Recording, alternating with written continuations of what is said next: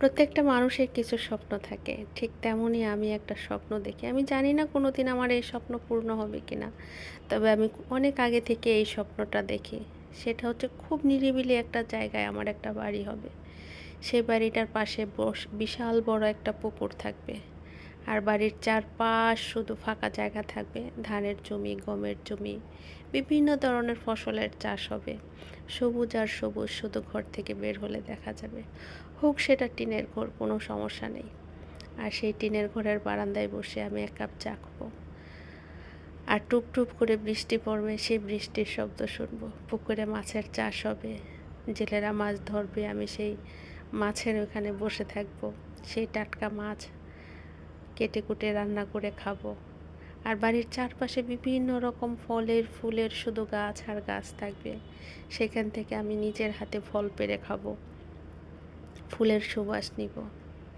বৃষ্টি আসবে, টিনের চালে টুপটুপ করে বৃষ্টি পড়বে, আর আমি সেটা চোখ বন্ধ করে অনুভব করব। আমি জানি না এমন স্বপ্ন কারো আছে কিনা, বাট এমনটা স্বপ্ন আমি দেখি। ঘুম থেকে ওঠার পরে এখনও মনে হয় যে আমি যদি আমার চোখের সামনে একটু সবুজ দেখতে পেতাম, যদি দেখতে পেতাম যে বৃষ্টিটা ঝরঝর করে পড়ছে একটা লেকের উপরে, আর সেই লেকের পানির মধ্যে যে বৃষ্টির শব্দ পড়ছে, সেই শব্দটা আমি নিজে অনুভব করছি, আমি নিজের চোখে দেখতে পাচ্ছি। অনেক দূর পর্যন্ত শুধু ফসলের জমি আর জমি, সবুজ আর সবুজ।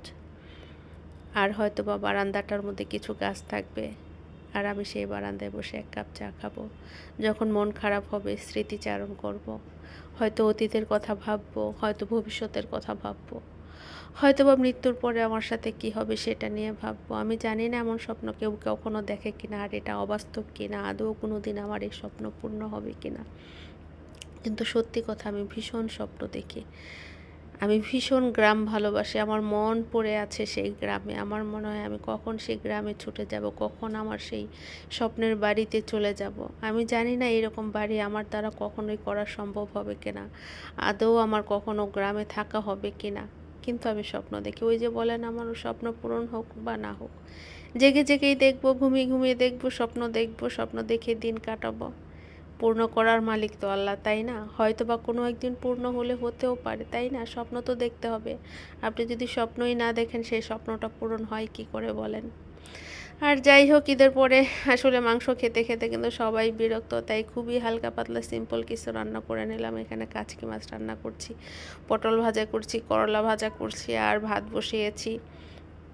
জিরা ভাজা ছিল না, জিরাটা একটু ভেজে ব্লেন্ড করে নিলাম তরকারিতে দেওয়ার জন্য। আর সবাই এখন দেখতে পাচ্ছি যে একটু ভাজি, ভর্তা, ডাল, ছোট মাছ এই টাইপের খাবারই খেতে পছন্দ করতেছে, তাই ভাবলাম যে এখন এভাবেই চালিয়ে দিই। আর রান্নাবান্না শেষ করে আসার পরে এই যে আমার জেরি বাচ্চাটা আমার ছেলের সাথে খেলা করছে। অলওয়েজ আমার ছেলে মেয়ে এই জিনিস পেছনে লেগেই থাকে, জেলিকে খেপাবে, জেলির সাথে খেলবে। যাই হোক, এতক্ষণ আপনারা আমার সাথে ছিলেন। অনেক অনেক শুক্রিয়া আপনাদেরকে আমার ভিডিও দেখার জন্য, আমাকে সাপোর্ট করার জন্য। আর চেষ্টা করে যাচ্ছি, ইনশাল্লাহ আশা করি একদিন সফলতা আসবে। আপনারাও আমার জন্য দোয়া করবেন। ভালো থাকবেন, সুস্থ থাকবেন।